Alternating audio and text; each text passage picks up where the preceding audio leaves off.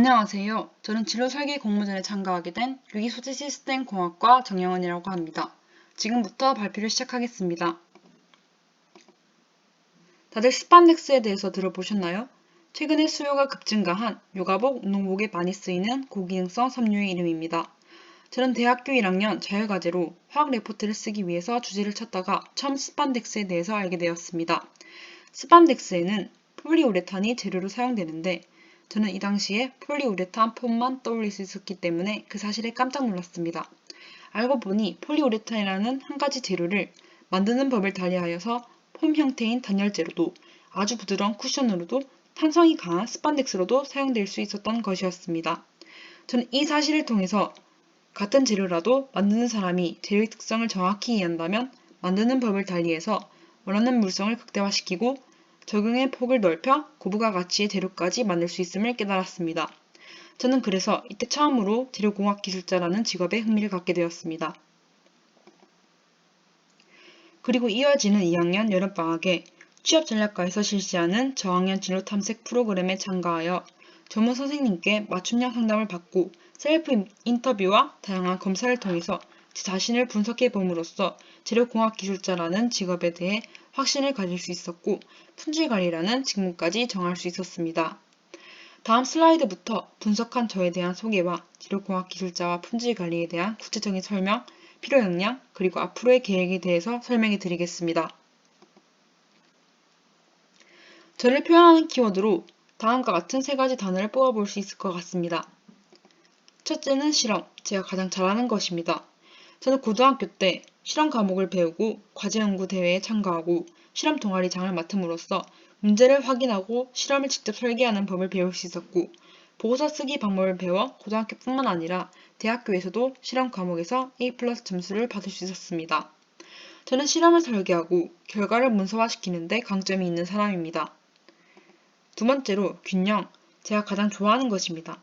저는 사람 사이의 균형을 좋아해서 한 사람이 뛰어나 두드러지는 것보다 서로의 장점을 살려 조화롭게 일하는 것을 좋아합니다.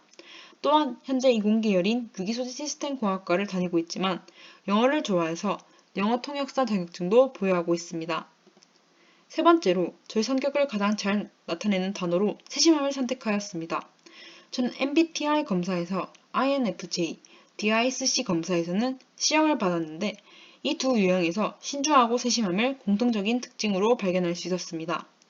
이렇게 저를 분석하고 이 정보들을 바탕으로 커리어넷 사이트에서 대학생용 진로심리 검사를 활용하였더니 직업으로 재료공학기술자가 추천되었습니다.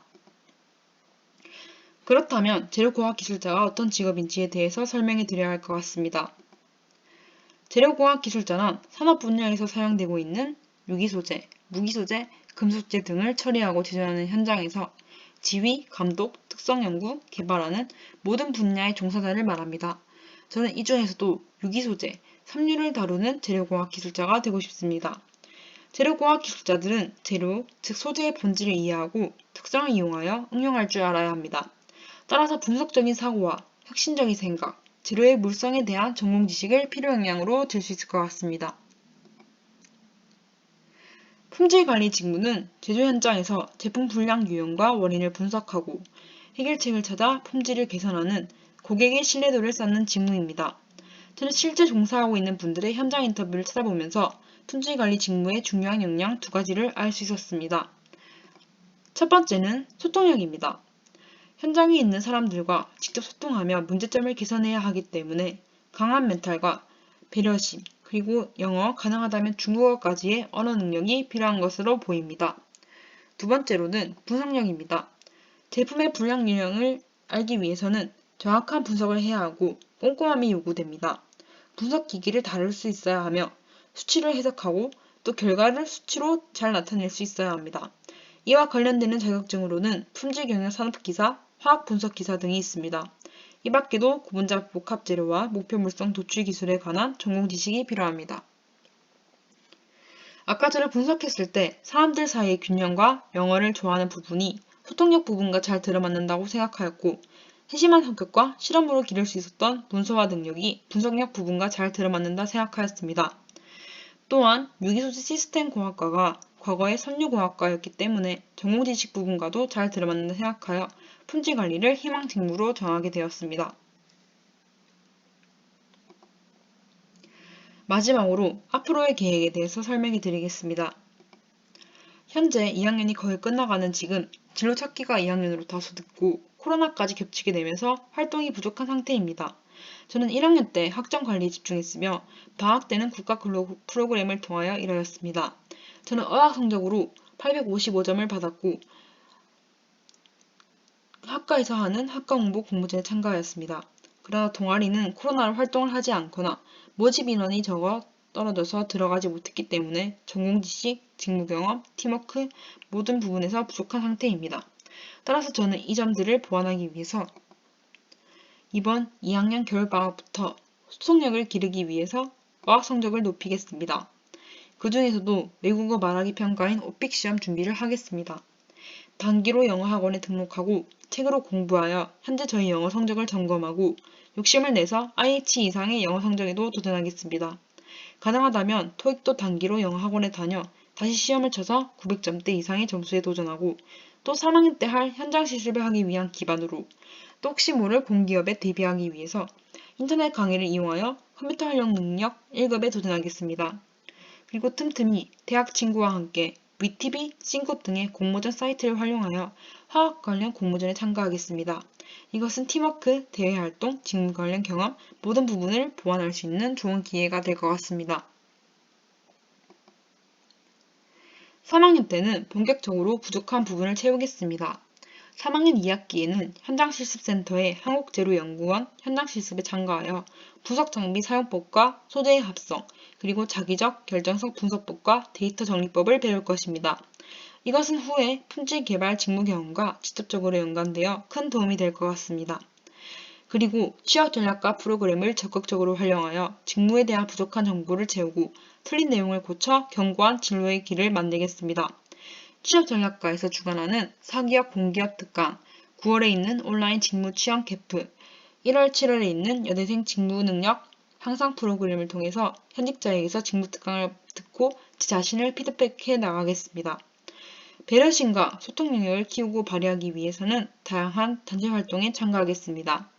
멘토링, 선배와 손잡기 활동에 참가하여 현직자 선배와 소통을 한국장학재단에서 7월, 8월 중에 실시하는 대학생 대학 봉사 캠프에 참가하여 멘티들과의 소통을 그리고 학술 동아리를 통하여 동기들과 소통할 것입니다. 마지막으로 4학년 때에는 확실한 취업 마무리에 힘쓰겠습니다. 4학년 전공 선택 과목 중 품질 경영과 위기소재 기기 분석이라는 선택 과목을 듣겠습니다. 품질 경영 과목에서는 품질 향상에 적용되는 통계적 기법, 통계학을 배우고 위기소재 기기 분석 과목에서는 데이터를 다루는 방법, 분석법, 다양한 분석 기기법을 배우기 때문에 품질 경영 산업기사, 화학 분석 기사 자격증을 얻기 위한 좋은 기반이 될 것 같습니다. 이 두 자격증 시험이 1년에 3번밖에 칠 수 없기 때문에 화학 분석 기사는 5월에 인터넷 강의를 통해 필기시험을 보고 7월에 실기시험을 칠 것이며 가능하다면 품질 경영 산업기사는 인터넷 강의와 책을 통하여 준비하여서 9월에 필기시험을 11월에 실기시험을 쳐서 마무리하겠습니다. 자기소개서와 면접을 대비하기 위해서는 취업전략과의 자기소개서 특강, AI 자기소개서 솔루션을 통하여 평가하고 분석해 나가서 제 자기소개서를 피드백하고 면접 클리닉과 인페이스 면접 시뮬레이터를 적극적으로 활용하여 모의 면접의 경험을 충분히 갖겠습니다. 또한 취업 동아리를 활용하여 취업 준비를 하겠습니다. 제가 맨 처음에 설명한 고기능성 섬유인 스판덱스는 점점 수요가 늘어나고 있지만 아직까지 친환경적인 처리가 어렵다는 문제가 있고 또 다른 고기능성 섬유인 고어텍스는 수습성이 좋아 등산복으로 활용되고 있지만 세탁할수록 물성이 떨어진다는 문제가 있습니다. 이렇게 아직까지도 고기능성 섬유는 완전하지 않고 또 상용화가 쉽지 않아 가격이 비쌉니다. 저 정영은은 재료과학기술자 품질 관리 직무를 통하여 불량품을 개선하고 이러한 문제점들을 해결해 나가여 기능섬유의 상용화를 위해서 일하고 싶습니다. 감사합니다.